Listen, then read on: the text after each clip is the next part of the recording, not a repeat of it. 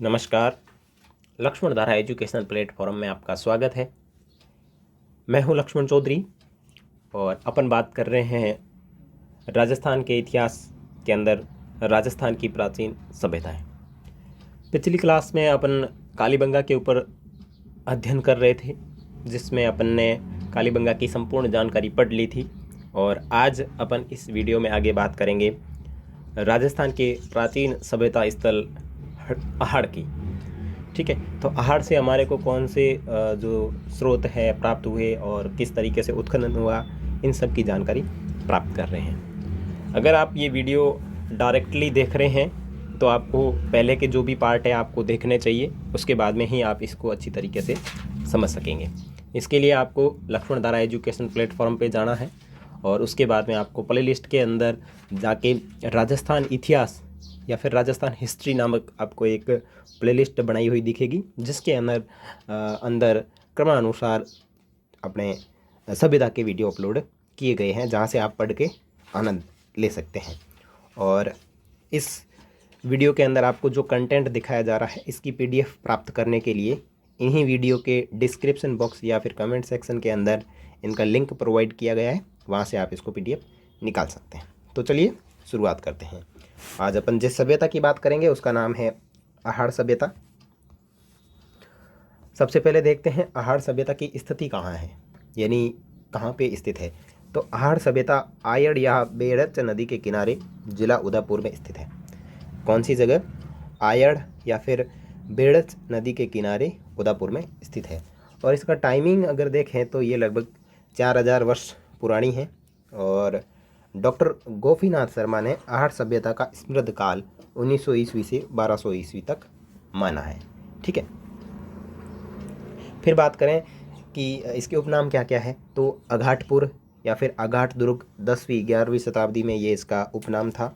फिर ताम्रवती नगरी है, बनास घाटी सभ्यता भी इसका उपनाम है, धूलकोट कहा जाता है, महासतियों का टीला जिसे मेवाड़ के महाराणाओं की शमशान घाट स्थली मानी जाती है। ये एग्जाम में प्रश्न भी आया था कि मेवाड़ के महाराणाओं की शमशान स्थली किसको कहते हैं, तो महासतियों का टीला जो आयड़ सभ्यता से संबंधित है। ठीक है, तो ये था महासतियों का टीला। आगे बात करें इसकी खोज किसने की, तो सर्वप्रथम वर्ष 1953 में अक्षय कीर्ति व्यास ने इसकी खोज की थी। और फिर बात करें तो आर.सी. अग्रवाल के द्वारा 1953 से 56 के बीच में खोज से संबंधित कार्य किया गया था। और वर्ष 1961 से 62 में H.D. सांकलिया व V.N. मिश्रा के द्वारा उत्खनन किया गया और सर्वाधिक उत्खनन इन्हीं के द्वारा किया गया। तो देखो 3 स्तर में खोज हुई थी। सर्वप्रथम तो 1953 अक्षय कीर्ति व्यास के द्वारा की गई। फिर बात करें आर.सी. अग्रवाल ने 1953 से 56 के बीच में इसको उत्खनन से संबंधित इसमें कार्य किया था। और वर्ष 1961 से 62 के मध्य H.D. सांकलिया व V.N. मिश्र के द्वारा उत्खनन कार्य किया गया था, जो सर्वाधिक माना जाता है। और S.D. सांकलिया ने इसे ताम्रकाल की संज्ञा दी। तो ये थोड़ा विशेष रूप से ध्यान रखें कि इसको ताम्रकाल की संज्ञा किसने दी। आगे बात करें बस्ती, तो उत्खनन से 8 बस्ती के स्तर मिले हैं, यानी बस्तियाँ, यानी कुल 8 प्रकार की बस्तियाँ यहाँ पे विकसित हुई थी। तो उसमें बात करें प्रथम स्तर की, तो मिट्टी की दीवारें, मिट्टी के बर्तन के टुकड़े तथा पत्थर के ढेर प्राप्त हुए। द्वितीय स्तर में देखें तो कूट कर तैयार की गई दीवारें और मिट्टी के बर्तनों के टुकड़े मिले। फिर तृतीय स्तर की बात करें तो कुछ चित्रित एवं उनके घरों में प्रयोग होना प्रमाणित है, यानी कुछ चित्रित बर्तन थे और उन चित्रित बर्तनों का घरों के अंदर प्रयोग किया जाता था। चतुर्थ स्तर पर बात करें तो एक बर्तन से 2 तांबे की कुल्हाड़ियाँ मिली है। तो प्रश्न यहाँ पे इस तरीके से पूछा जा सकता है कि जो अहाड़ सभ्यता है, इसके अंदर एक बर्तन से 2 तांबे की कुल्हाड़ियाँ उत्खनन के कौन से स्तर से मिली है, तो चतुर्थ स्तर से मिली है। हालांकि इस कुल स्तर तो 8 है, लेकिन जो एग्जाम की दृष्टि से अपने स्तर पढ़ने लायक है वो मैंने यहाँ पे डाल दिए हैं। तो इसमें अपना जो चौथा स्तर है वो काफ़ी इम्पोर्टेंट लगता है कि एक बर्तन से 2 तांबे की कुल्हाड़ियाँ इसके अहाड़ के खोज के कौन से स्तर से प्राप्त हुई है, तो चतुर्थ स्तर से प्राप्त हुई है। आगे बात करें आवास की, तो मकान पत्थरों की नींव डालकर, जबकि दीवारें मिट्टी से बनी ईंटों की होती थी। तो देखो कालीबंगा में अलग था, यहाँ क्या है कि मकान है वो पत्थरों की नींव डालकर और जबकि दीवारें मिट्टी से बनी ईंटों की होती थी, ठीक है ना। दीवारें जो है मिट्टी से बनी ईंटों की हुआ करती थी। और एक ग्रामीण सभ्यता थी। छतों पर बांस बिछाकर मिट्टी का लेप किया जाता था। मकानों का फर्श काली मिट्टी के साथ नदी की बालू मिलाकर बनाया जाता था। और 11 कमरों वाला जो भवन है, ये यहाँ की प्रमुख विशेषता है कि 11 कमरों वाला भवन है, जो कहाँ से प्राप्त हुआ है, तो अहाड़ की सभ्यता से हमारे को प्राप्त होता है।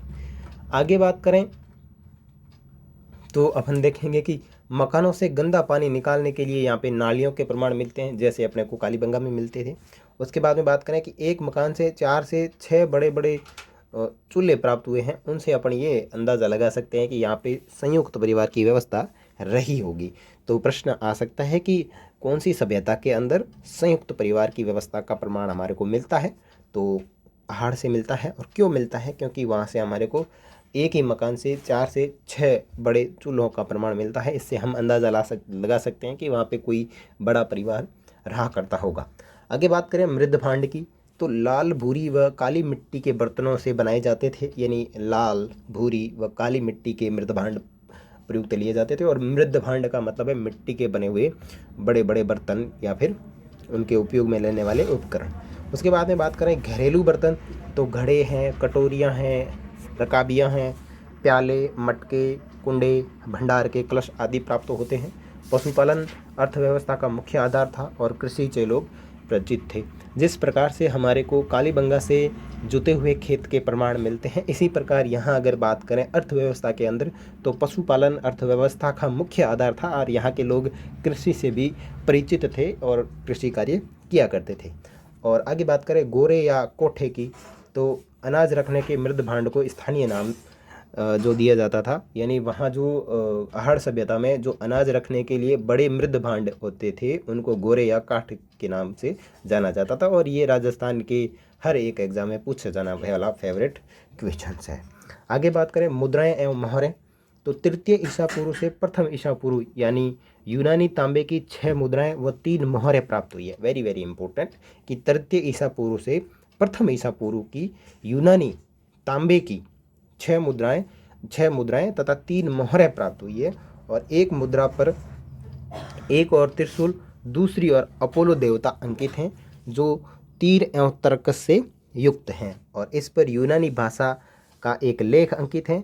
3 मोहरों पर विहितव्यस, पलितसा, तातीय तोम सन अंकित है। देखो ये थोड़ा इसको समझने वाला क्वेश्चन है। देखो तृतीय ईसा पूर्व से यहाँ पे यूनानी तांबे की तो 6 मुद्राएं प्राप्त हुई है और 3 मोहरें प्राप्त हुई है। 6 तो मुद्राएं हैं, 3 मोहरें हैं। और ये जो मुद्राएं प्राप्त हुई है, इन मुद्रा में से एक मुद्रा के ऊपर एक तरफ तो त्रिशूल है, दूसरी तरफ अपोलो देवता अंकित है, ठीक है, जिसके पास में तीर तर्कस वगैरह दर्शाए गए हैं।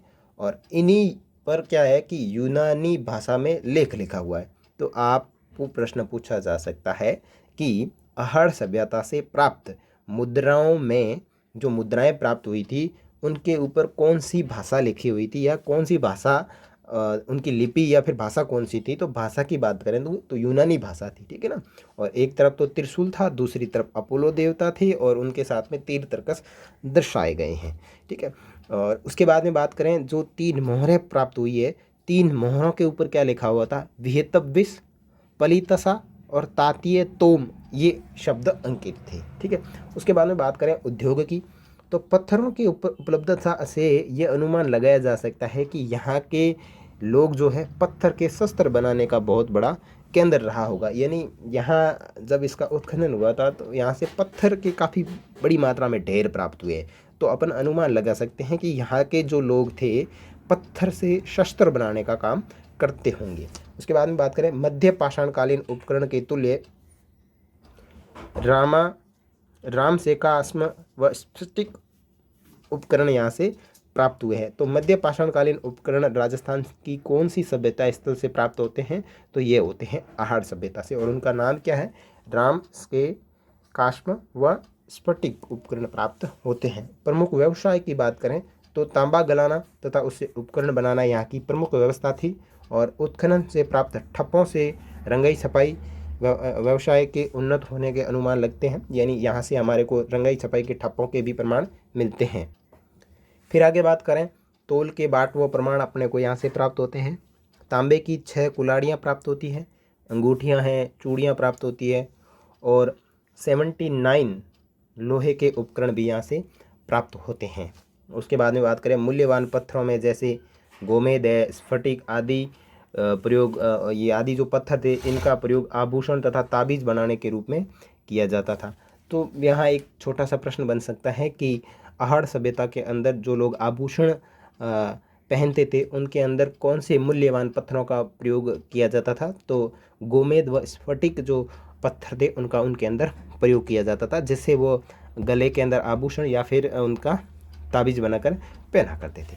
आगे बात करें वन लाइनर के अंदर कि यहाँ से प्रमुख प्राप्त अवशेष कौन से हैं जो अपने एग्जाम की दृष्टि से महत्वपूर्ण होते हैं। तो देखो, सबसे पहले बात करें कि यहाँ के जो शवादान पद्धति थी उसके अंदर जो शव प्राप्त होते थे उनको क्या किया जाता था, शवों को गाड़ा जाता था, ज़मीन के अंदर गाड़ दिया जाता था और बैठी अवस्था में यहाँ पे एक समाधि प्राप्त हुई है। यानी शवादान पद्धति के अंदर एक प्रमाण अपने को ऐसा भी मिला है जहाँ बैठी अवस्था के अंदर समाधि प्राप्त हुई है। खुदाई में पूजा पात्र भी प्राप्त हुए। तो वेरी वेरी इंपॉर्टेंट है कि कौन सी सभ्यता स्थल के उत्खनन में हमारे को पूजा पात्र भी प्राप्त हुए हैं। टेराकोटा वृषभ आकृतियाँ मिली है जिसे बनासियन बुल कहा जाता है। कई बार यह प्रश्न पूछा गया है कि बनासियन बुल कहाँ से प्राप्त हुआ है और टेराकोटा से बना हुआ है। और आहड़ से नारी की एक खंडित मरण मूर्ति मिली है जो कमर के नीचे लहंगा धारण किए हुए। बिल्कुल, आहड़ से हमारे को एक नारी की खंडित मृण मूर्ति मिली है, यानी मिट्टी की मूर्ति मिली है जो कमर के नीचे लहंगा धारण किए हुए प्रतीत होती है। उसके बाद में बात करें आहड़ से मृण मूर्तियों में क्रिस्टल, फेनाइंस, जैस्पर, सेल खड़ी तथा लेपिस लाजुली जैसे कीमती उपकरणों का प्रयोग किया जाता था। तो ये भी आपको विशेष रूप से ध्यान रखना है कि यहाँ की मृण मूर्तियों के अंदर किन का उपयोग किया जाता था। उसके बाद में बात करें गिलूंड राजसमंद से आहड़ के समान धर्म संस्कृति होने के प्रमाण मिलते हैं। गिलूंड जो आहड़ का ही विस्तार है जो राजसमंद के अंदर है, ठीक है। और जैसी धर्म संस्कृति आहड़ के अंदर थी वैसी की वैसी धर्म और संस्कृति है वो गिलूंड के अंदर मिलती है। तो अपन ये कह सकते हैं कि आहड़ और गिलूंड एक दूसरे के समकालीन रहे होंगे, ठीक है। आगे देखें, आहड़ सभ्यता के लोग मिट्टी के बर्तन को पकाने की उल्टी तपाई विधि से परिचित थे। वेरी वेरी इंपॉर्टेंट, ये अलग यूनिक है कि आहड़ सभ्यता के लोग जो मिट्टी के बर्तन पकाते थे उनको कच्चे तो लेते यूज नहीं लेते थे, तो उनको पकाने के बाद में यूज लेते थे। तो उनके पास में जो विधि थी वो थी उल्टी तपाई विधि, ठीक है। कुष्ठ रोग के प्रमाण मिलते हैं, यानी यहाँ से हृदय रोग की जानकारी मिलती है। सूती वस्त्र का टुकड़ा प्राप्त होता है। गले हुए लोहे के ढेर प्राप्त होते हैं जिसके अंदर अपने को 5 भट्टियाँ प्राप्त होती हैं और इसका जो संबंध था वो ईरान से था। यह पितृसत्तात्मक थी। कालीबंगा मातृसत्तात्मक थी, आहड़ सभ्यता है वो पितृसत्तात्मक है। 2 मुंह वाले चूल्हे प्राप्त हुए हैं और ईरानी शैली की धूपधानियाँ प्राप्त हुई है। देखो, ईरानी शैली की धूपधानियाँ कहाँ से प्राप्त होती है, तो आहड़ सभ्यता से प्राप्त होती है। इसलिए हम अपना इस जो सभ्यता है ये आहड़, इसका संबंध ईरान से स्थापित करवा सकते हैं। आगे बात करें तो इस सभ्यता के बारे में एक कथन प्रचलित है कि 8 बार बनी और 8 बार उजड़ी सभ्यता कहा जाता है इसको, यानी 8 बार इसके बनने और 8 बार उजड़ने के प्रमाण हमारे को मिलते हैं। आहड़ में जल को सोखने के लिए गड्ढे बनाए जाते थे जिनमें घड़े के ऊपर घड़े रखे गए थे। पानी सोखने के लिए चक्रकूप पद्धति का प्रयोग किया जाता था, यानी ज़मीन के अंदर गड्ढा बना दिया जाता था किसी पानी को सोखने के लिए, जिसको चक्रकूप पद्धति कहते हैं। तो प्रश्न ऐसे ही डायरेक्टली पूछा जाता है कि कौन सी सभ्यता के अंदर पानी को सुखाने के लिए चक्रकूप पद्धति का प्रयोग किया जाता था, या चक्रकूप पद्धति किससे संबंधित है, तो आहड़ सभ्यता से संबंधित है। आगे बात करें, यहाँ से बिना हत्थे के जल पात्र मिले हैं, यानी यहाँ के जो जल पात्र मिले हैं उनके कोई हत्था नहीं लगा हुआ है, बिना हत्थे के जल पात्र अपने को यहाँ से प्राप्त होते हैं। बाद में बात करें इस सभ्यता का संबंध ईरान से है, तो ये बात कर चुके। ये लोग कीमती पत्थर के आभूषण पहनते थे। वेरी वेरी इंपॉर्टेंट, कौन सी सभ्यता के जो लोग थे कीमती पत्थरों के आभूषण पहना करते थे, तो आहड़ सभ्यता के जो लोग थे वो कीमती पत्थरों के आभूषण पहना करते थे। इसका मतलब है ये लोग थोड़े अमीर थे। आगे बात करें, मृतक को आभूषण के साथ दफनाते थे। देखो, यहाँ जो शवादान पद्धतियाँ हैं इनके अंदर से ज़्यादातर अपने को अवशेष ये मिलते हैं कि यहाँ जो लोग मर जाते थे, मरने के बाद में उनकी जो भी पसंदीदा चीज़ें होती थी, जैसे उनके आभूषण हो गए, या वो जिस बर्तन में खाते थे, जो बर्तन यूज लेते थे, जो पहनते थे, वो उसी के साथ में दफना दिए जाते थे। आगे बात करें, अहाड़वासी कपास से परिचित थे। ठीक है, जैसे कि अपन ने वहाँ पे पढ़ा कालीबंगा के अंदर की कपास को सिंडन कहा जाता था। आगे बात करें, आटा पीसने की चक्की मिली है, वेरी इंपॉर्टेंट, कि आटा पीसने की चक्की कहाँ से प्राप्त होती है, तो अहाड़ से प्राप्त होती है। चमड़े के टुकड़े भी मिले हैं। आगे बात करें, नापतोल के बर्तन भी प्राप्त हुए हैं। और शरीर से मैल छुड़ाने के लिए झावा एक होता है, छोटा सा मिट्टी का बना हुआ उपकरण होता है, जिससे शरीर से मैल छुड़ाने के लिए लोग प्रयोग करते हैं। आप शायद समझ गए होंगे कि झावा क्या होता है। तो वेरी इंपॉर्टेंट कि शरीर का मैल छुड़ाने के लिए एक उपकरण होता है झावा, वो कहाँ से प्राप्त होता है, तो अहाड़ से प्राप्त होता है। अहाड़वासियों का जो प्रिय पशु था वो कुत्ता था। चांदी से अपरिचित थे। मानव हथेली की छाप मिलती है और 11 कमरों वाला भवन मिलता है। तो ये प्रमुख विशेषता थी अहाड़ सभ्यता की। अब देखते हैं आगे, अहाड़ के प्रमुख विस्तार स्थल। देखो, अहाड़ सभ्यता एक काफ़ी अच्छी अवस्था की सभ्यता थी, और उसके आसपास में कुछ अन्य सभ्यता स्थल भी मौजूद थे, जिनको अपन अहाड़ के प्रमुख विस्तार स्थल कहते हैं। और उनमें सबसे पहला जो प्रमुख विस्तार स्थल है वो है बालाथल सभ्यता, उदयपुर। अहाड़ के ही पास में स्थित है, इसलिए इसको अहाड़ का विस्तार स्थल कहा जाता है, जिसका नाम है बालाथल सभ्यता। कहाँ से प्राप्त होती है, उदयपुर से। खोज किसने की, 1902 के अंदर की थी, VN मिश्र ने। ठीक है, उसके बाद में बात करें उत्खनन किसने किया, VS शिंदे और ललित पांडे जी के द्वारा उत्खनन किया गया। यहाँ से यू आकार के चूल्हे प्राप्त होते हैं, यू आकार में बड़े चूल्हे प्राप्त होते हैं। दुर्गनुमा घर मिला है, जिसके अंदर 11 से 12 कमरे थे, और दुर्ग जैसी इमारत भी यहाँ से प्राप्त होती है। कुष्ठ रोग के अवशेष मिलते हैं। 500 ईसा पूर्व हाथ से बने कपड़े का अवशेष अपने को मिलता है। कहाँ से मिलता है, बालाथल सभ्यता से मिलता है। और मिट्टी का सांड भी यहाँ से प्राप्त होता है। आगे बात करें, गिलुंड सभ्यता जो राजसमंद से प्राप्त होती है, ये ताम्रयुगीन सभ्यता थी। राजसमंद के मोडिया मगरी टीले का संबंध इसी से है। ये एक बार प्रश्न में पूछा गया था कि मोडिया मगरी टीले का संबंध किससे है या कौन सी सभ्यता से है, तो राजसमंद के अंदर मोडिया मगरी टीला जो है वो गिलुंड सभ्यता से संबंधित है, जो अहाड़ सभ्यता का प्रमुख विस्तार स्थल है। आगे बात करें उत्खनन की, तो उत्खनन 1957 में किया था, 57-58 में बीबी लाल के द्वारा किया गया था, और चिकटेदार हिरण के चित्र मिले। ये विशेषता थोड़ी इंपॉर्टेंट है कि चिकटेदार हिरण के चित्र कहाँ से अपने को प्राप्त होते हैं, तो गिलुंड सभ्यता राजसमंद से प्राप्त होते हैं। अब देखते हैं आगे विस्तार के अंदर, ओजियाना सभ्यता। इसके विस्तार के प्रमुख 3 स्थल हैं।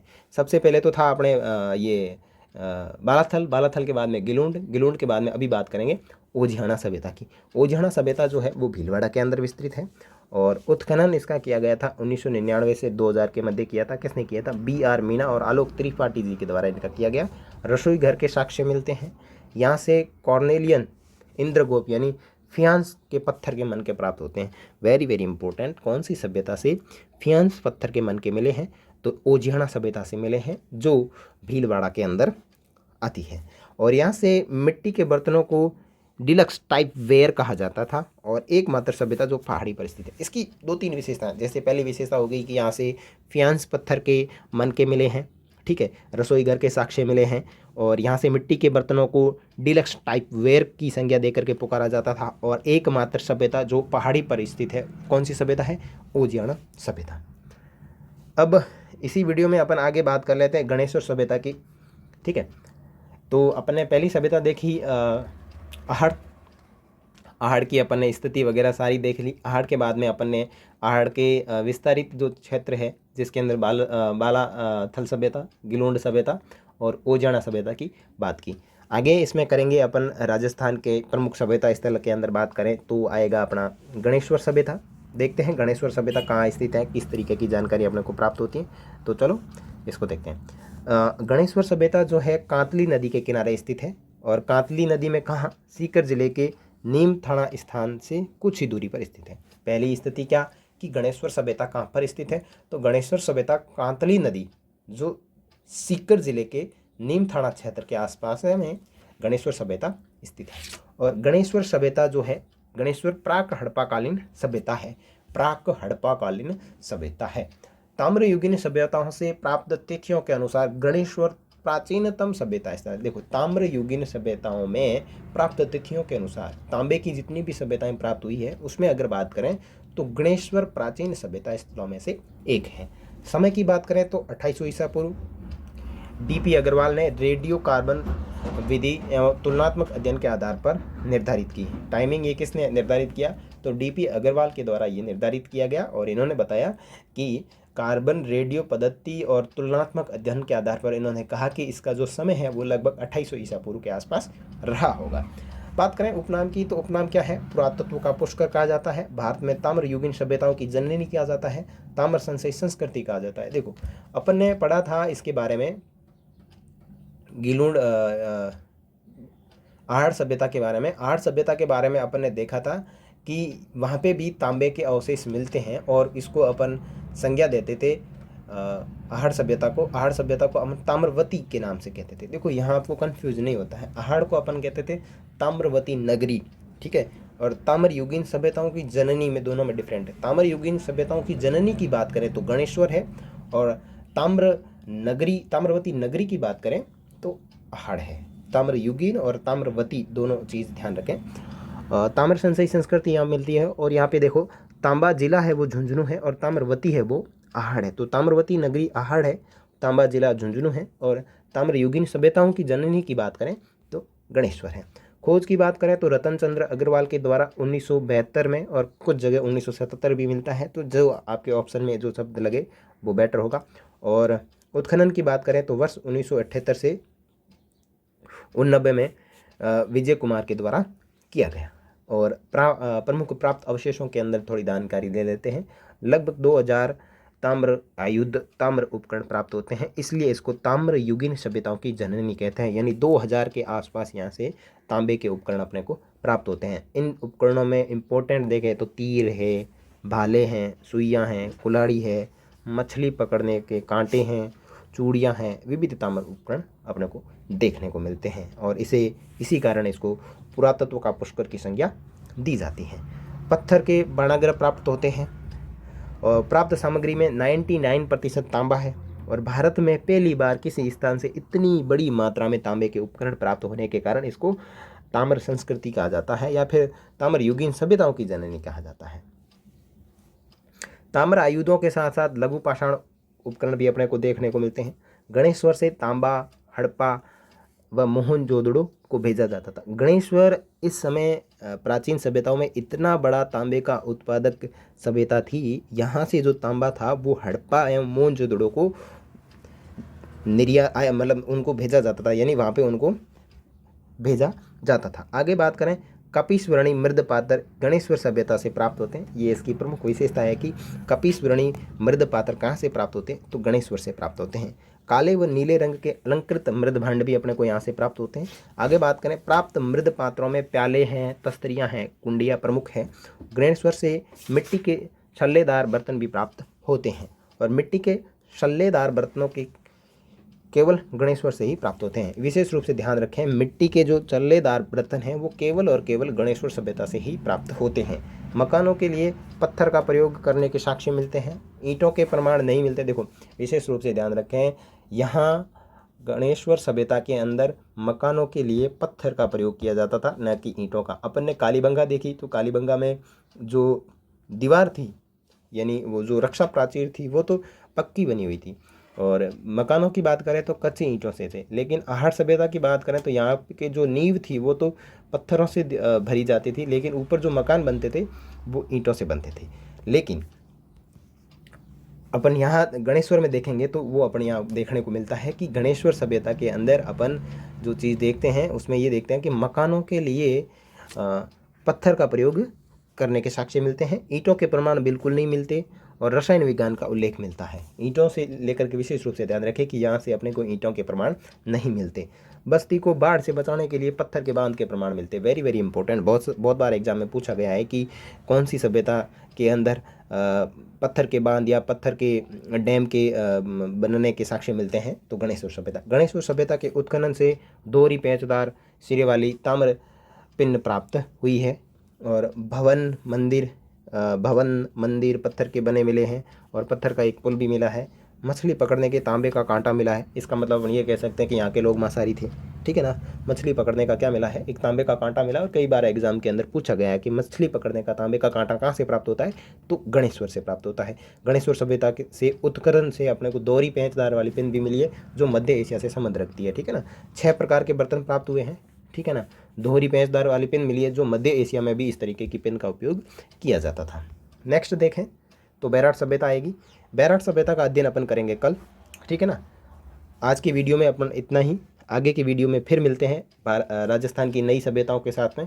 तब तक नमस्कार, जय हिंद, जय भारत। अगर वीडियो पसंद आया हो तो लाइक करें, शेयर करें और अपने दोस्तों के साथ में भी शेयर करें। उनको भी बताएं कि क्वालिटी कंटेंट यहाँ बहुत अच्छे से मिलता है। साथ में आप PDF भी डाउनलोड कर सकते हैं और साथ ही साथ चैनल को सब्सक्राइब भी कर सकते हैं। मिलते हैं अगले वीडियो में, तब तक के लिए नमस्कार, जय हिंद, जय भारत।